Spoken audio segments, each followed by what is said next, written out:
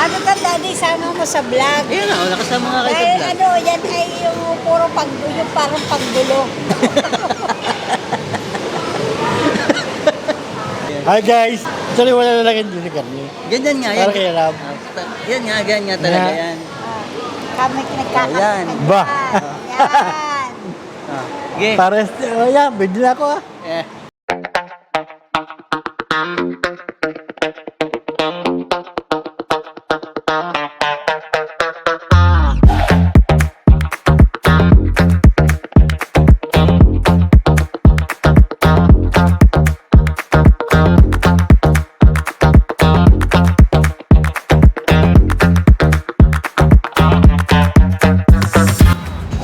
Hello guys, natutuwa ako at tayo ay nag-vlog na ulit.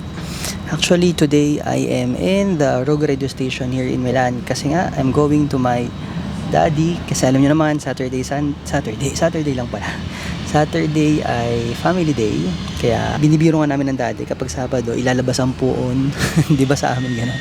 Pag fiesta ay nilalabas ang puon. So binibiro namin ng daddy ko na yun nga, iikot-ikot kami kasama ang dad ko. And I'm just sharing guys na yung happiness ko no na naglo-vlog ulit tayo at I want to do this parang more often. Ang tagal nating hindi nakapag-vlog. Magulo sa work, madaming chuchu-baruchu, tapos busy-busyhan, tinatamad rin. Katamaran, number 1 yun. Dahil nga, alam nyo naman, yung camera ko nga, as I was saying sa last vlog, hindi ko lang napaliwanag ng maayos. Yung camera kong to, sobrang laki. Ganito siya kabigat. Ang dami mo pang gadgets na kasama. Like, kasama mo pa yung mic, kasama mo pa yung camera, kasama mo pa yung... Bali sa isang bag mo ba, hindi na kasya talaga lahat. Tapos kung maghapon kang nasa labas, mahirap talaga siya. Pero ang maganda naman dyan talaga guys is babalik na tayo at mas maganda, mas exciting, mas marami ako naiisip na mga pakulo at saka mas, alam mo yun nilagay ko, mas walang keme, the real me. Yun ang gusto ko talagang makita sana sa camera na yung tipong wala nang filter kasi mahilig ako dyan sa filter.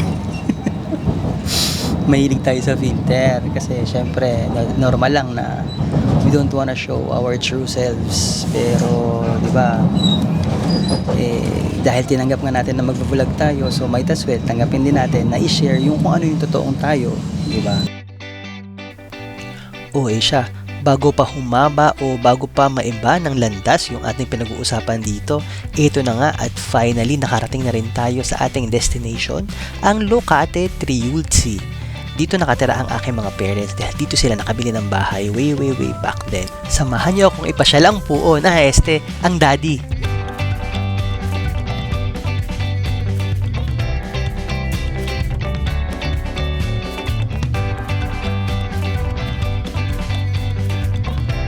Okay guys, so andito tayo ngayon sa Scalo Milano. Dito lagi ko pinapasyal ng daddy. So, ito ang kakainin natin. Kumain na kami sa bahay actually. This is Cremal Cafe. At andito tayo sa favorite ng daddy na spot dito sa Scalo Milano, ang Panfe. Favorite niya yan. Kumakain siya ng focaccia habang ako ay nagki-Cremal Cafe. Tapos kumain naman na kami.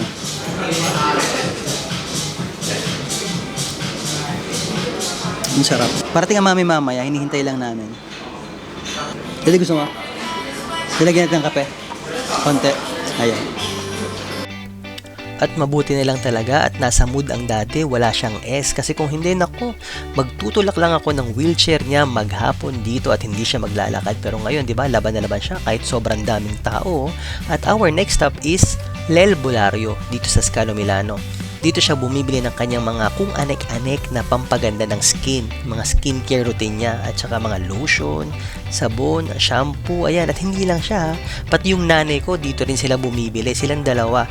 Pero buti na lang in fairness dito sa L'Elbolario, gumagana naman sa kanila yung mga products dito. Kaya tuwang-tuwa dito ang tatay ko eh. Every week andito kami as in, kaya kilalang kilala na siya ng mga sales lady. Dami ditong malilibutan, promise. Ay, kita naman ng tatay ko. Laban yan sa lakaran. Ano Laban? masasabi mo, daddy? Laban, kung wala na rin. Pero lalaban ka, oh. Hindi ako talaga malalaban. Laban ka talaga.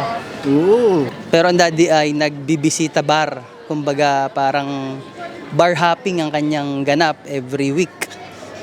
Nakakailang bar ka? Siguro mga 3 yan. 3 bar yan bago matapos ang aming ang pagpasyal namin. Buti hindi yan ninenervyos sa kape. Wala nang nervyos. Tapang ari, matapang. Katapang. Parang kami nasa ROTC. Oh, Di matapang ako ka. katapang ano. Sa officer eh. Mr. Putangin na. Katapang. Bakit may murang kasama? Matapang ka? Ay, officer eh. So, hindi ho. Anong hindi katapang? Wala apelido. Ako din. Kaduwag nga dapat ang apelido ko. Dito naman tayo, upo. Next stop is Galbusera Tremari. Nako, ito namang bar na to, napaka-famous naman ito sa Milan. Ang dami ding mga nagkakape dito at saka ang haba lagi ng pila dito lalo na sa totoong bar nito sa downtown. Philip, sabi ko ha, i-order mo ko ng kape dati. Ba? Hindi. Kape. Hindi nga pa pwede. Dala ko at. Ano gang orderin nyo? Kape. Ay, yung may kuhan, yung in-order mo. Cremal Cafe. Crema kape. Crema kape. Okay? Hindi ako nagbablog. That's it. Manawagan ka kaya ng Kalinga Prab. Baka bigyan ka ng bahay. Rab. Ito ang iyong kuya ding. Ito ang iyong kuya ding. Baka naman pwede din makatimos sa bahay. Akala ko na ng mga bahay. Tapos sila sabi mo, lagi ka nanonood sa kanya. Ay, ako naman subscribe. Oo, ikaw nga sabihin mo. Ngayon namin. Ba't gamer nyo? Wala. Ikaw ba naman subscribe? Ayan. Sabi mo, subscriber mo ako, matagal mo. Hindi mo naman alam niya sa kuhan. Siyempre, pag napanood niya, hindi Panood makikita yan, kayo. makikita ka. Eh, paano? Hindi mo kilala. Malay mo, mapanood. Anak, nakikita mo ito kuya mo. Ano ba gusto mo? Anong order na? Oo, niya, tayo. Ano gusto niya? So ako, crema di ka. Cremal Cafe. 2 Cremal Cafe. Ang inyo din, Cremal Cafe. Ikaw ano?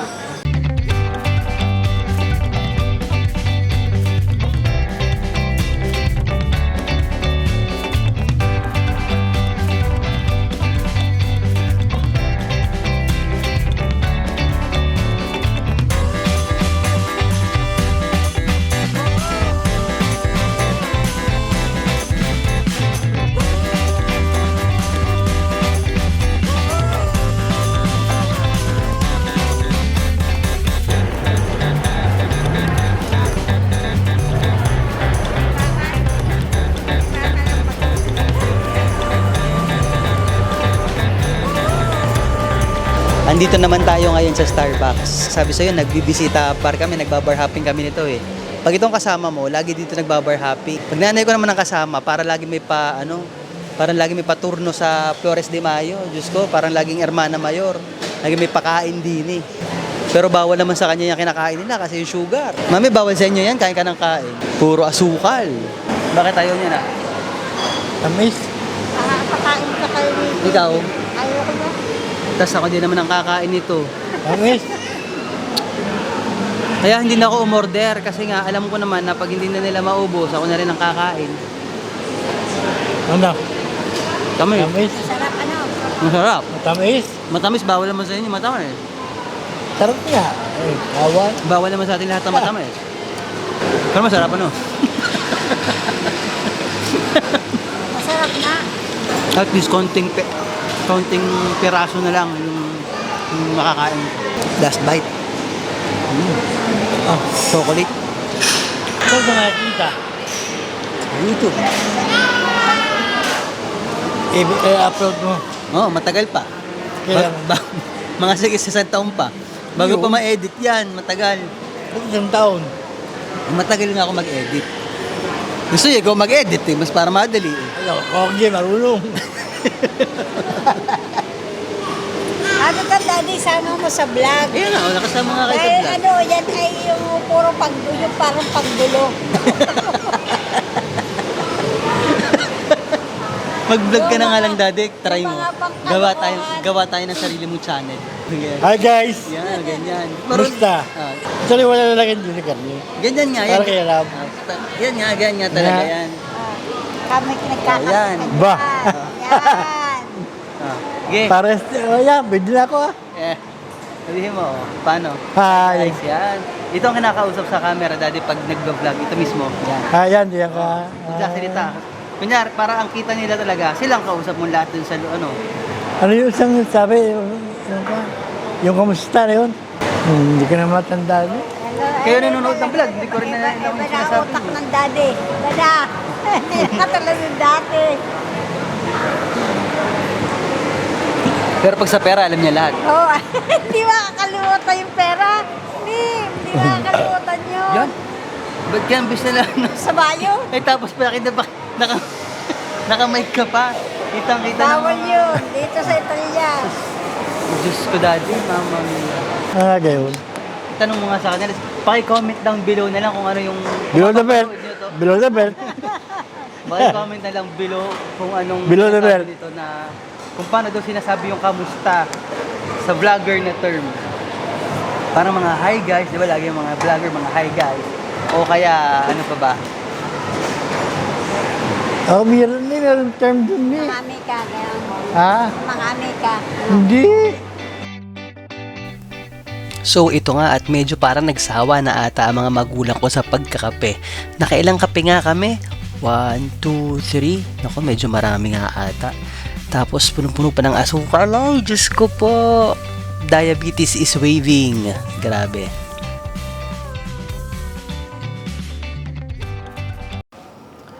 Okay, so guys, anong oras na hapon na? Grabe. Isang buong araw din tayo dito sa Lucati Three Woods, no? At ayun nga, naipasyalan natin ang mami at ang daddy. Nagkape-kape na tayo, kumain tayo, nagmerienda.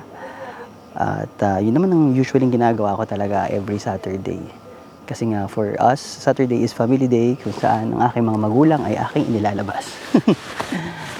And so ayun guys, gusto ko lang malaman nyo na from this moment ay gagawa tayo ng mga ganitong vlogs na mga talagang kung ano talaga yung ginagawa ko. Kasi I wanna be real this time and gusto kong mas ma-engage kayo at saka kung makaka-relate man kayo sa buhay ko as ano ba, matanda na ba ako? Actually hindi ko nga alam kung PJ Katapang pa rin yung ilalagay natin or ano, Tito PJ na or Kuya PJ na. Kayong bahala. Kung meron kayong suggestion, you can suggest everything below. Ayan. Kaya ano, see you next time guys. And don't forget to like and subscribe para tuloy-tuloy ang ating vlogging. Ciao!